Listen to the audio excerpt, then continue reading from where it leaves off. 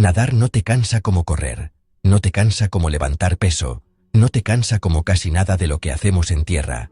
Y sin embargo, cuando sales del agua, el cansancio está ahí, silencioso, profundo, a veces difícil de localizar.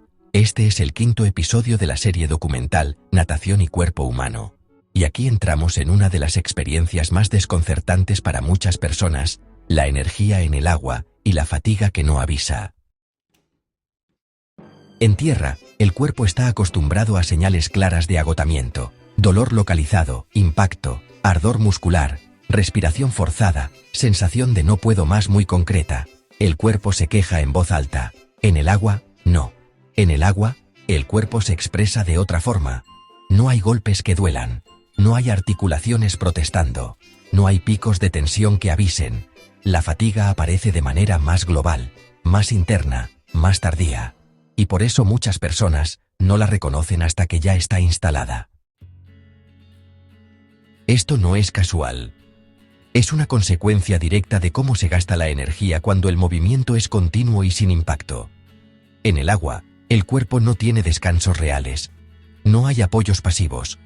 No hay fases donde el peso lo sostenga el suelo. Incluso cuando parece que no estás haciendo nada, el cuerpo está ajustando, estabilizando, flotando, respirando de forma controlada. El gasto energético no se interrumpe, solo cambia de forma. Aquí aparece la primera gran diferencia con los deportes terrestres. En tierra, la energía se gasta a base de picos, esfuerzos intensos, seguidos de pequeñas recuperaciones. En el agua, la energía se gasta por acumulación, poco a poco, sin ruido, sin avisos claros. Y eso hace que el cansancio se perciba como algo extraño. No es me duele aquí, es estoy vacío, es me pesa todo el cuerpo, es necesito parar, pero no sé exactamente por qué. Este episodio existe para explicar por qué ocurre eso. Porque bueno, entender la energía en el agua no es solo una cuestión deportiva. Es una cuestión de relación con los límites. Muchas personas se esfuerzan de más nadando porque, claro, no sienten dolor inmediato, confunden ausencia de impacto con ausencia de carga. Y el cuerpo, que es honesto, acaba pasando factura, pero más tarde. No en forma de lesión aguda, sino en forma de agotamiento general, bajada de rendimiento o incluso rechazo a volver al agua. En el agua, el sistema nervioso juega un papel decisivo en cómo se percibe la fatiga. Al no haber señales agresivas, el cerebro tarda más en interpretar que el cuerpo está gastando mucha energía. Sigue permitiendo el movimiento, sigue manteniendo el ritmo, hasta que de repente la reserva baja de golpe. Y cuando baja, no hay margen para compensar con fuerza o con voluntad. El cuerpo simplemente se vacía. Este bloque es clave porque rompe una idea muy extendida, que el cansancio solo cuenta cuando duele. En la natación, el cansancio cuenta cuando se acumula. Y aprender a reconocerlo es parte esencial de entender este deporte y este entorno. No para rendir más, sino para no sobrepasar límites que no avisan de forma evidente. Antes de seguir avanzando, quiero que te hagas una pregunta honesta. Después de nadar, ¿sientes que el cansancio aparece de golpe cuando sales del agua? ¿O notas que te va alcanzando poco a poco, sin señales claras durante la sesión? Escríbelo en comentarios. Esa experiencia es la puerta de entrada para entender todo lo que vamos a explorar a partir de ahora. Para seguir avanzando en este 5º episodio de la serie documental Natación y Cuerpo Humano, ahora tenemos que entender qué tipo de energía se gasta realmente cuando nadas. Porque el cansancio en el agua no es solo muscular, es metabólico y nervioso al mismo tiempo. Y esa combinación es la que lo hace tan particular y a veces tan difícil de interpretar. En el agua, el cuerpo trabaja contra una resistencia constante. No hay inercia que ayude.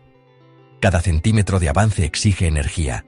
Y esa energía no se libera en picos breves, sino de forma sostenida. El músculo no se contrae y se relaja del todo. Mantiene un tono medio durante largos periodos. Eso hace que el consumo energético sea continuo y que los sistemas de producción de energía trabajen sin pausas claras. Aquí aparece una diferencia importante con otros deportes. En muchas actividades terrestres, el cuerpo alterna entre sistemas energéticos, momentos muy intensos y cortos, seguidos de momentos donde se recupera parcialmente. En la natación, esa alternancia es menor. El cuerpo se instala en un gasto constante que exige eficiencia, y cuando la eficiencia no es buena, el gasto se dispara sin que el nadador lo perciba de inmediato. Pero hay algo más. El sistema nervioso también está trabajando sin descanso. Coordinar respiración, movimiento, flotabilidad y orientación exige atención constante. No es una atención consciente agotadora, pero sí una atención sostenida. Y la atención sostenida también consume energía, mucha más de la que solemos reconocer. Por eso, después de nadar, muchas personas no solo se sienten físicamente cansadas, sino también mentalmente vacías. Este bloque es clave porque explica por qué la fatiga en la natación no se localiza fácilmente. No puedes señalar un músculo concreto. No puedes decir me duele aquí. Lo que ocurre es una caída general del nivel energético. El cuerpo ha estado sosteniendo un patrón complejo durante demasiado tiempo, sin interrupciones reales, y cuando ese patrón se rompe, el cansancio aparece de golpe. Aquí conviene aclarar algo importante. Este tipo de fatiga no es mala. Es informativa. Le dice al cuerpo que ha estado trabajando de forma intensa y sostenida.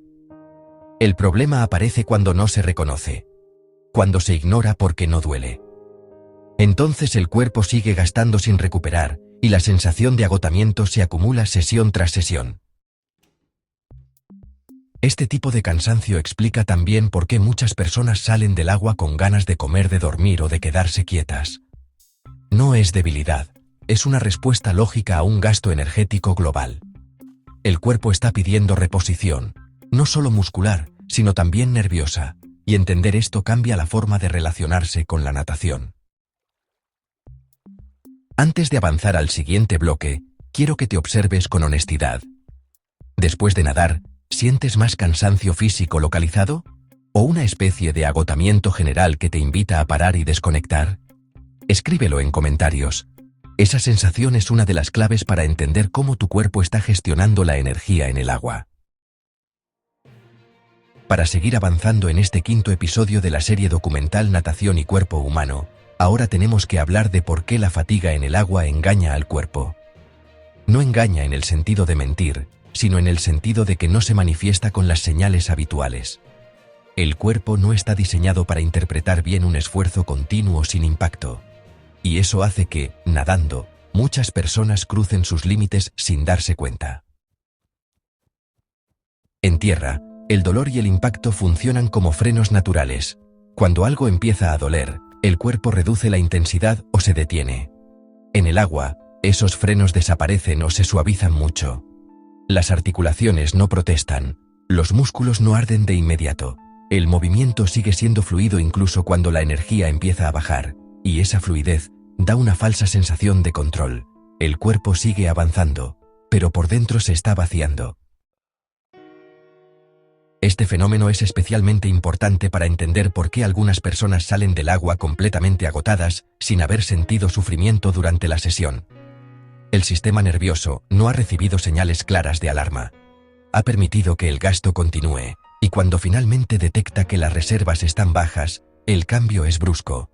Aparece una sensación de debilidad general, de falta de fuerza, de necesidad urgente de parar. No es progresivo. Es un corte. Este bloque es clave porque desmonta la idea de que escuchar al cuerpo siempre es fácil. En el agua, el cuerpo habla en otro idioma, no grita, susurra. Y si no sabes escuchar ese susurro, es fácil pasarlo por alto. Por eso, muchas personas que empiezan a nadar sienten que, de repente, no pueden más, sin haber notado antes señales claras de fatiga. Aquí aparece una enseñanza importante. La fatiga en el agua se reconoce más por la pérdida de eficiencia que por el dolor. El cuerpo empieza a moverse peor. El gesto se desorganiza. La respiración se vuelve menos coordinada. El ritmo se rompe. Esas son las señales reales de que la energía está bajando. Pero si solo buscas dolor o impacto como aviso, llegarás tarde. Este tipo de fatiga tiene también una dimensión psicológica. Al no haber señales claras, la mente sigue empujando. Un largo más. Un poco más. Y ese empuje mental, en ausencia de dolor, puede llevar a un gasto energético excesivo. No por valentía, sino por desconocimiento. El cuerpo no se queja de la forma habitual, y la mente no sabe cuándo parar. Este bloque no pretende asustar ni desalentar. Pretende enseñar a leer las señales correctas. En la natación, saber parar a tiempo es una habilidad. No se trata de aguantar más, sino de reconocer cuándo el cuerpo empieza a perder eficiencia. Porque una vez que la eficiencia cae, el gasto se dispara y la fatiga se acumula mucho más rápido. Antes de avanzar al siguiente bloque, quiero que te hagas una pregunta honesta.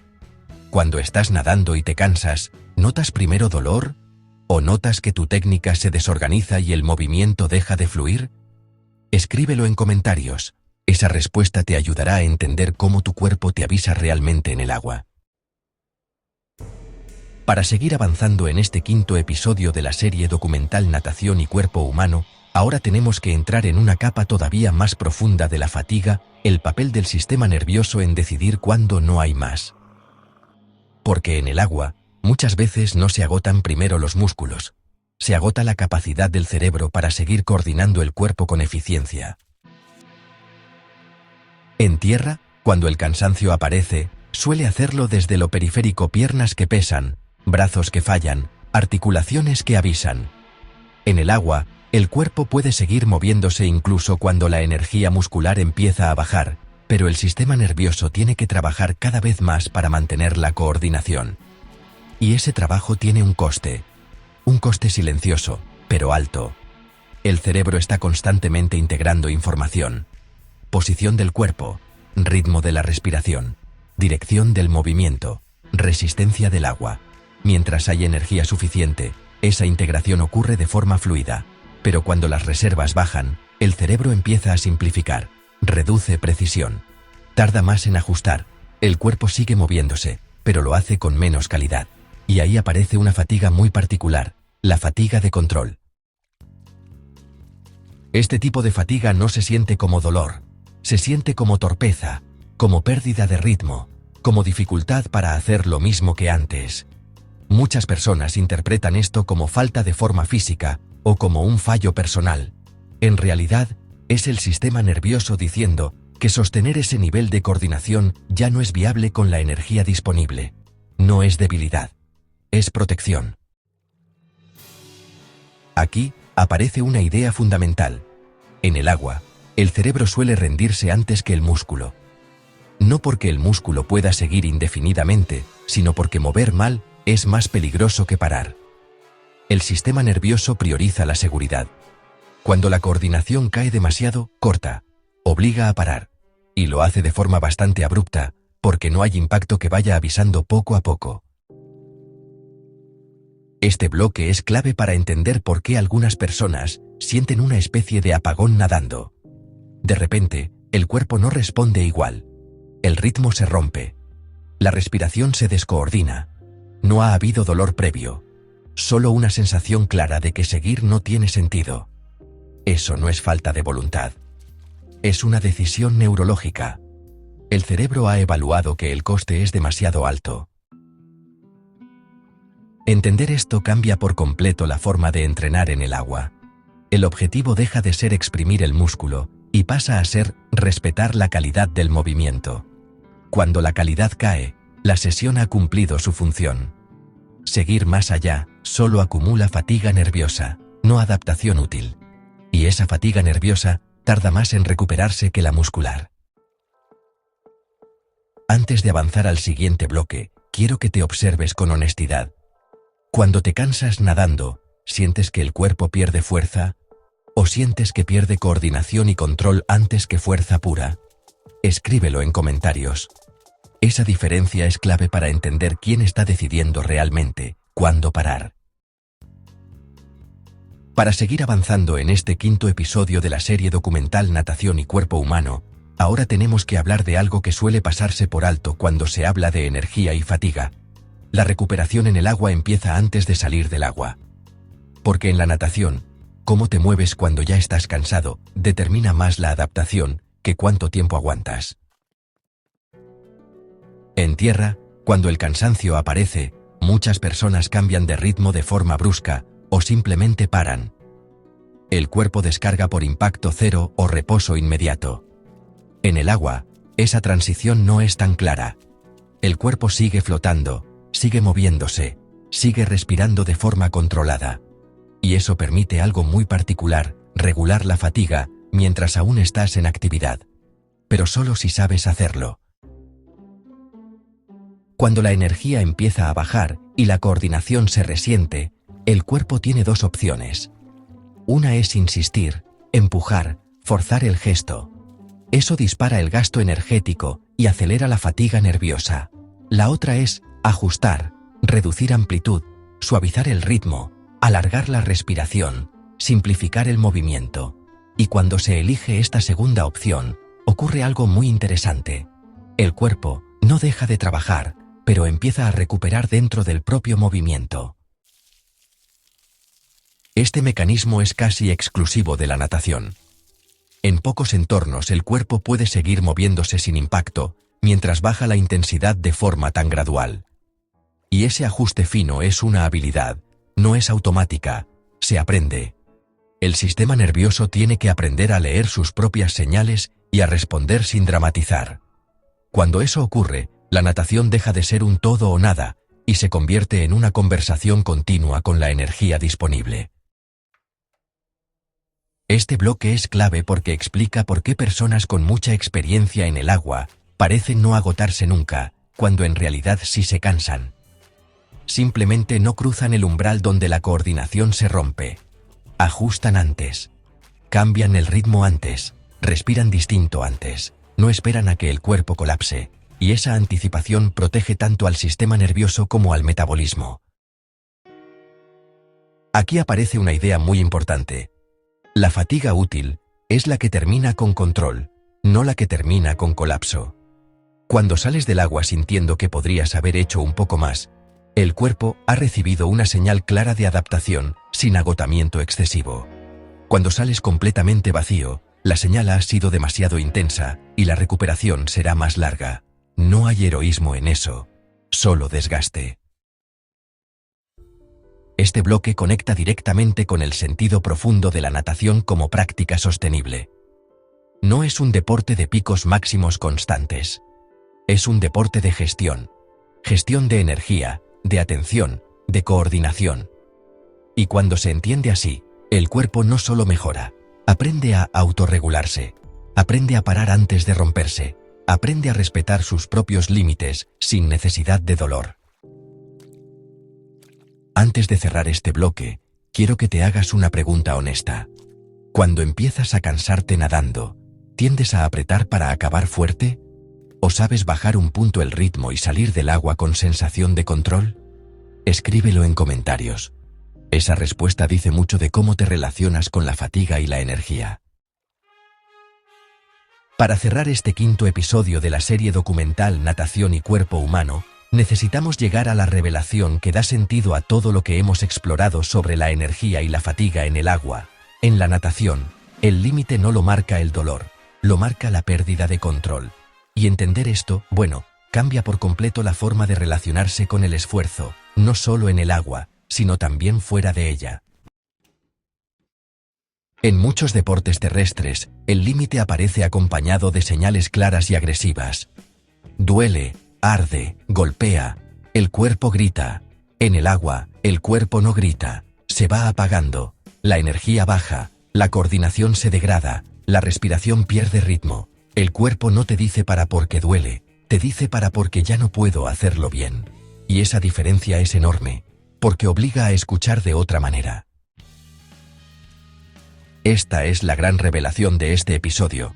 La fatiga en el agua enseña al cuerpo a reconocer límites antes del daño. Enseña a leer señales sutiles, a respetarlas, a no esperar a que algo se rompa para detenerse. Y la verdad, ese aprendizaje es profundamente valioso, en una cultura que glorifica aguantar hasta el final. En el agua, aguantar sin control no es valentía, es ignorancia del propio sistema nervioso. Todo lo que hemos visto, el gasto energético continuo, la fatiga silenciosa, la caída de la eficiencia, la fatiga de coordinación, la posibilidad de regular antes de colapsar, apunta a lo mismo: el cuerpo humano está diseñado para durar cuando aprende a autorregularse. Y la natación es uno de los pocos entornos donde esa autorregulación no es opcional. O la practicas, o el cuerpo te saca del agua. Por eso la natación puede ser una escuela de longevidad corporal. No porque evite el esfuerzo, sino porque enseña a dosificarlo. Enseña a distinguir entre esfuerzo útil y desgaste inútil. Entre trabajar y agotarse. Entre entrenar y vaciarse. Y cuando ese aprendizaje se integra, el cuerpo cambia su relación con el cansancio también fuera del agua. Empieza a parar antes. Empieza a escuchar antes. Empieza a respetarse más. Este episodio no pretende decirte que no debas exigirte. Pretende algo más profundo: ayudarte a entender que el verdadero límite no está en cuánto puedes aguantar, sino en cuánto tiempo puedes mantener la calidad sin perderte a ti mismo. En el agua, perder la calidad es perder la señal. Y cuando se pierde la señal, seguir no aporta nada. En el próximo y último episodio de la serie Natación y Cuerpo Humano, vamos a unir todas las piezas: respiración, cerebro, cuerpo, energía. Y llegaremos a la pregunta final: ¿qué nos enseña la natación sobre el ser humano, sus límites y su capacidad de adaptación a lo largo de la vida? Ese episodio no va solo de nadar, va de sentido, de por qué este movimiento acompaña al ser humano desde siempre y por qué sigue teniendo algo que enseñarnos hoy. Antes de despedirnos, quiero dejarte con una pregunta que resume todo este episodio. Cuando te cansas, ¿esperas a que el cuerpo te obligue a parar, o sabes reconocer el momento exacto en el que bajar el ritmo es la decisión más inteligente? Escríbelo en comentarios. Esa respuesta no habla de tu forma física. Habla de tu relación con tus propios límites.